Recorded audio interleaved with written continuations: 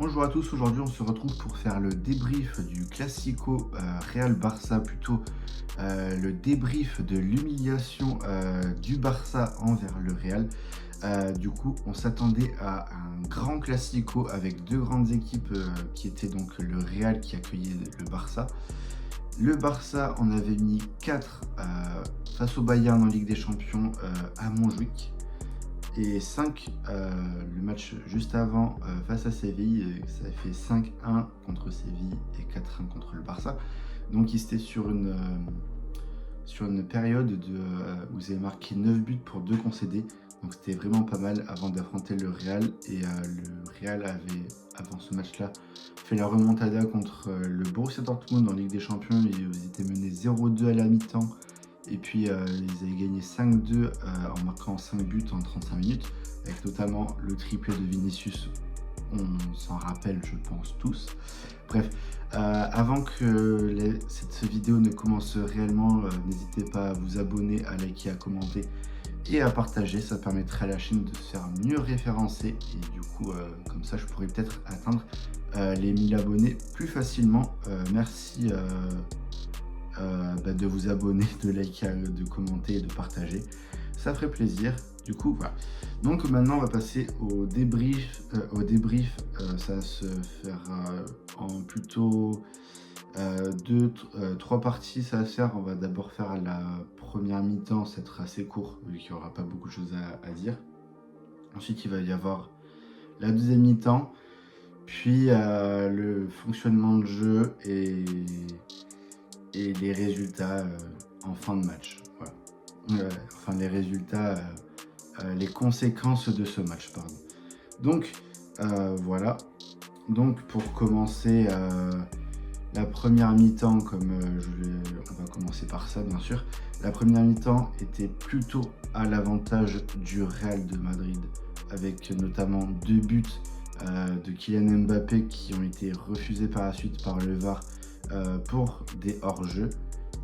En parlant de hors-jeu notamment, Mbappé a fait 8 hors-jeux, 8, retenez bien ce chiffre, 8 hors-jeux durant ce match-là. Je crois qu'il n'y a aucun joueur qui a fait autant de hors-jeu durant un match. J'ai un souvenir de Darwin Núñez qui en avait fait 5 durant un match, mais bon, c'est Darwin Núñez. Et Mbappé, normalement, il doit savoir mieux se placer, mieux se positionner en fonction des défenses. Là, il y a quand même eu 8 hors-jeu de la part de Mbappé. Et en fonction des équipes, il y a quand même eu 12 hors-jeu pour le Real et un seul pour le Barça quand même. Donc c'est assez élevé pour le Real et surtout pour Mbappé. C'est très très élevé pour un seul joueur durant un match. Donc voilà. À la mi-temps, il y a 0-0 et au retour des vestiaires, Hansi Flick il remplace Fermín López qui jouait 10, enfin 10 un peu bizarre, milieu de terrain offensif 10. Donc Hansi Flick a décidé de le remplacer par Frenkie de Jong à la mi-temps. Et pour moi, c'est quand même le gros tournant de ce match parce qu'il y a eu le Barça première mi-temps, puis le Barça seconde mi-temps.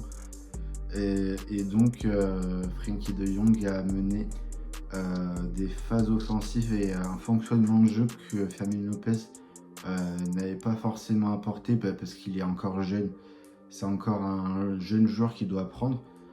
Et donc, suite à ça, 5-6 minutes après le début de la deuxième période, on a déjà vu les premiers assauts offensifs, si on peut dire.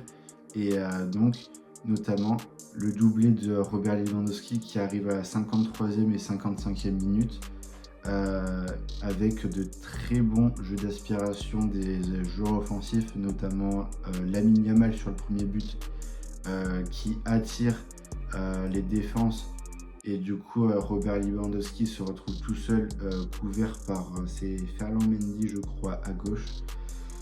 Donc il se retrouve tout seul face au but, il fait son contrôle et puis il frappe aux abords de la surface. Donc voilà, c'était sur un appel de balle à l'intérieur du jeu de la part de Lamine Yamal. Et puis sur le deuxième but qui arrive 2 minutes plus tard, c'est un 1-2 qui arrive entre Rafinha et Frenkie de Jong. Frenkie de Jong passe à Rafinha qui est revenu à l'intérieur du jeu proposer son aide. Puis Frenkie de Jong décale sur Alejandro Balde, pardon, j'arrive pas trop bien à me dire, qui a du coup tout le côté gauche pour vous c'est tout le côté gauche ici, comme ça, pour centrer sur la tête de Robert Lewandowski. Et Robert Lewandowski, à 7 ou 8 mètres du but, il va mettre sa tête dans le petit filet gauche au ras du poteau. Magnifique, et le gardien Lunin ne peut pas les chercher. Donc voilà, donc là à ce moment-là, 55e, ça fait 2-0.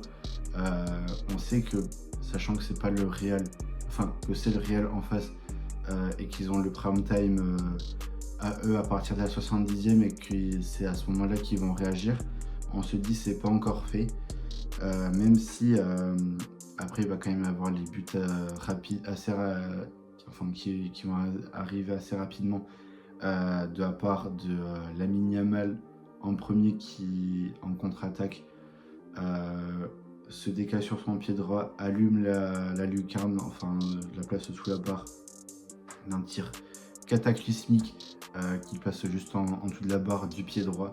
C'est pas arrivé souvent, il a dû en marquer peut-être 3 dans sa vie, max.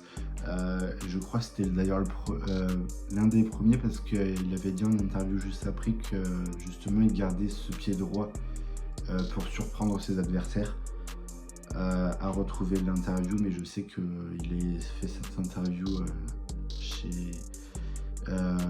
chez journaliste de Beansport. Donc voilà, et ensuite en fin de match vers la 85e, c'est Rafinha qui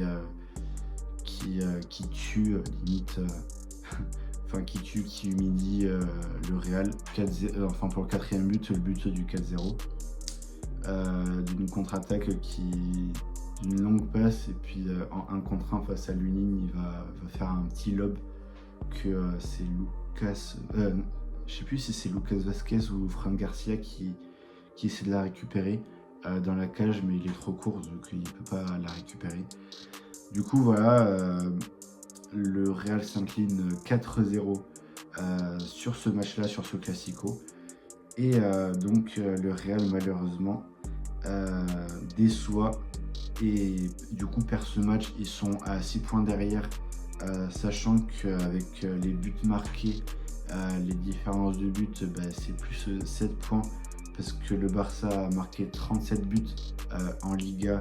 Il y a une différence de but de plus 27, un goal average de plus 27, sachant que le Real a marqué 21 buts, soit 16 de moins que le Barça, et a une différence de but de plus 10, donc est à 17 buts d'écart avec le Barça. Donc ça revient à dire que le Barça a quand même 7 points d'avance. En plus de ça, le Real, malheureusement, contre les grosses équipes de Liga, ils déçoivent, notamment hier soir face au Barça où ils perdent quand même 4-0 à domicile. Ensuite, il y a le nul 1-1 contre l'Atlético. Bon, là, c'était au Wanda Metropolitano. Et après, il y a quand même des nuls assez décevants, mais c'est pas contre des grosses équipes. C'était sur les 3 premiers matchs, ils avaient fait 2 nuls, notamment contre Mallorca et Las Palmas en tout début de saison. Et donc, c'est très, très compliqué pour le Real de prétendre à une victoire et à un trophée en Liga. Donc ensuite, personnellement, j'ai trouvé Vinicius et Kylian Mbappé trop muets sur ce match. On les a pas assez... Mbappé, on l'a vu notamment avec tous les hors-jeux qu'il a fait, les 2 buts qu'il a marqués, mais je l'ai trouvé trop muet justement parce qu'il n'a pas proposé de solution. Le Real en général n'a pas su trouver les solutions face à la défense aussi. Je les ai trouvés très très empruntés, offensivement notamment, mais défensivement aussi, ils n'arrivaient pas bien à s'aligner par rapport, sur la même ligne, ils n'arrivaient pas à s'ajuster. Et ça a coûté notamment les 4 buts du Barça qui n'a pas eu besoin de trop forcer non plus, sans forcément trouver les ressources offensives comme je disais tout à l'heure. Et du coup, voilà, c'était tout ce que j'avais à dire sur ce match-là. C'était le premier mi-temps, on va pas dire décevant parce que ça faisait un ping-pong comme ça, des va-et-vient entre les deux équipes. Puis la deuxième mi-temps, c'était quand même très dominé par le Barça qui en a planté quand même 4. Et quand il y a 3-0, je tiens à le dire, on était plus proche du 4-0 que du 3-1. Donc on n'a pas senti vraiment trop de révolte de la part du Real. Donc c'est assez décevant de ce côté-là. Donc voilà. J'espère que cette vidéo vous aura plu. N'hésitez pas à liker, à commenter, à partager. Et du coup, dites-moi dans les commentaires si vous avez vu le même match que moi et si vous avez été aussi déçu que moi. Et dites-moi si vous êtes plus hype par le Classico OM-PSG qui a lieu ce soir ou par le Classico d'hier soir. Mais bon, moi j'ai trouvé quand même très décevant et je suis quand même plus hype par du coup en ayant vu le match de hier soir par le match de ce soir entre Marseille et Paris quand même. Donc voilà.